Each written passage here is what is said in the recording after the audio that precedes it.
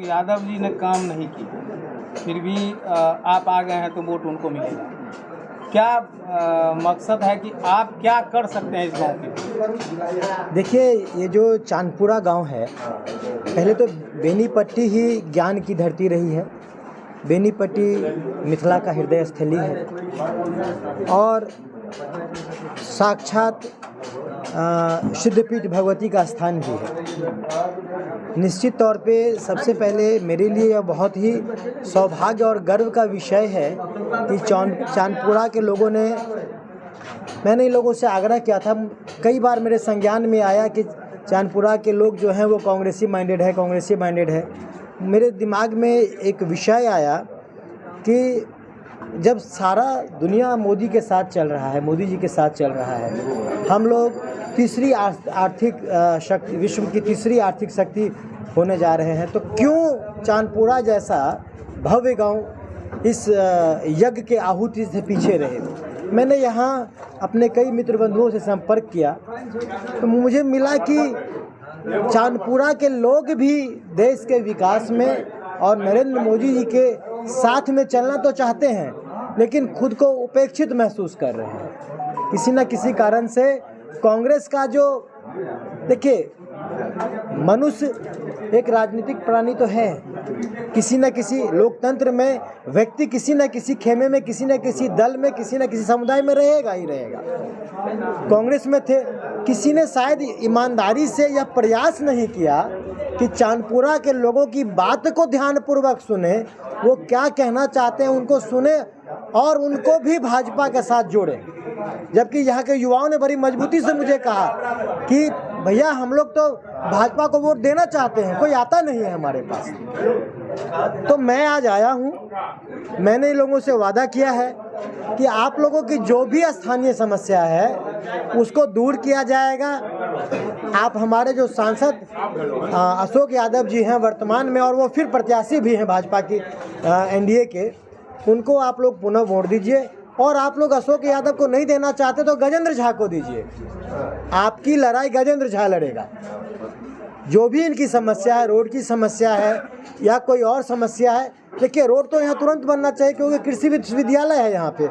निश्चित तौर पे चांदपुरा के लोगों को ही नहीं, बाहर से इस विद्यालय में पढ़ने वाले जो छात्र छात्राएं आती होंगी, जो शिक्षक होंगे, उनको भी परेशानी हो रही होगी, ये तय बात है। आपने कहा है कि ये लोग पूर्व से कांग्रेस को समर्थन करते आए हैं। पूर्व से कांग्रेस को समर्थन करते आ रहे हैं। भावना झा जो विधायक हैं, उनसे लोगों का बड़ा नजदीकी का संबंध रहा है। भावना झा ही नहीं, यहाँ से इंदिरा गांधी से भी जुड़ाव रहा है। बिल्कुल रहा है पूरा गाँव। जी। लेकिन इसका क्या गारंटी है कि भाजपा यहाँ विकास करेगा? उसके बाद से विकास शायद नहीं हुआ इस गाँव में। देखिए, ये मोदी की गारंटी है और मोदी की गारंटी फेल तो नहीं होती है।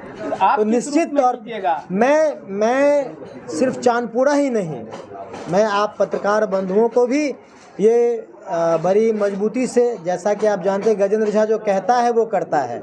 मैं अपनी बात से पीछे नहीं हटता, बेवाकी से अपनी बात को मैं रखता हूँ। भले सरकार मेरी हो, अगर कमी होगी तो मैं उसको भी उजागर करूँगा।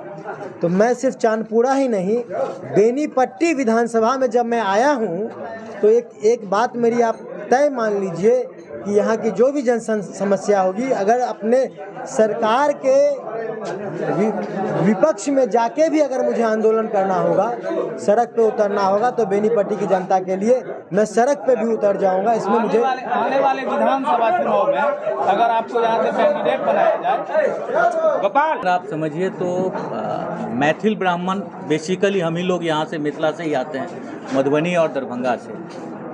और डॉक्टर मिश्रा, जगन्नाथ मिश्रा के बाद एक मिथिला का जो नाम होना चाहिए बाद में एक पॉलिटिशियन के द्वारा, वो नहीं हो पाया।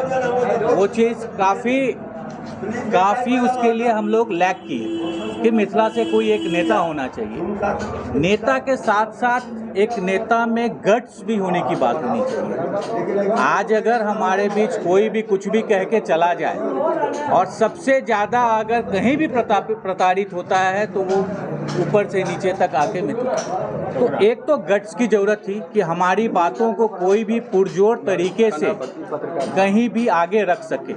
तो सबसे बड़ी बात तो गजेंद्र जी में वो कुव्वत है, वो गट्स है और वो हम लोगों के बीच के नेता है। तो इनसे एक तो सबसे बड़ी ये अपेक्षा है कि हम लोगों की बातों को, हमारी मिथिला की बातों को, मिथिला की समस्याओं को ये आगे ले जाएंगे। दूसरी बात, टाइम अभी ऐसा है, बीजेपी का टाइम है, उनका चल रहा है और उसको ये सपोर्ट कर रहे हैं और उसके साथ हैं, बीजेपी के साथ हैं, तो उसका भी हम लोगों को बेनिफिट मिलेगा।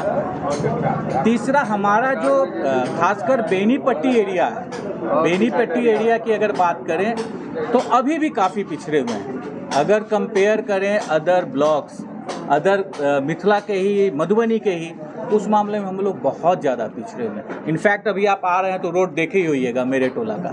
अभी हमारे नेताजी भी जो अभी एमपी में खड़े हैं वो साइड से ही चले गए हैं, हमारे गांव से होके नहीं गए। ऑल दो ठीक है, हम लोग बीजेपी को सपोर्ट करते हैं, वोट मिलेगी। गजेंद्र जी आ गए हैं तो वोट मिलेगी, ऐसा नहीं, हम लोग पूरा सपोर्ट भी करेंगे। गजेंद्र जी को मिलेगा, अशोक जी को नहीं मिलेगा। हाँ ठीक है, तो हम लोग सपोर्ट करेंगे, बात बराबर ही है गजेंद्र जी के आने से। चुनाव में तो गजेंद्र जी नहीं है। हाँ नहीं है, बट इनका ये आए ना, ये आज आए हैं ना अशोक जी के लिए, तो इनका स्वागत है, छोटे भाई हैं और हम लोग हैं, बस तो ये चीज़ है। और ये आए हैं तो इस टोला में जो हम लोगों के बीच में एक ये चीज़ था, अगेंस्ट की बात आ रही थी, वो चीज़ शायद अब ना हो इनके आने से। अब इनके आने से कम वो जो सपोर्ट है वो मिल सकता है और मिलने की पूरी संभावना है।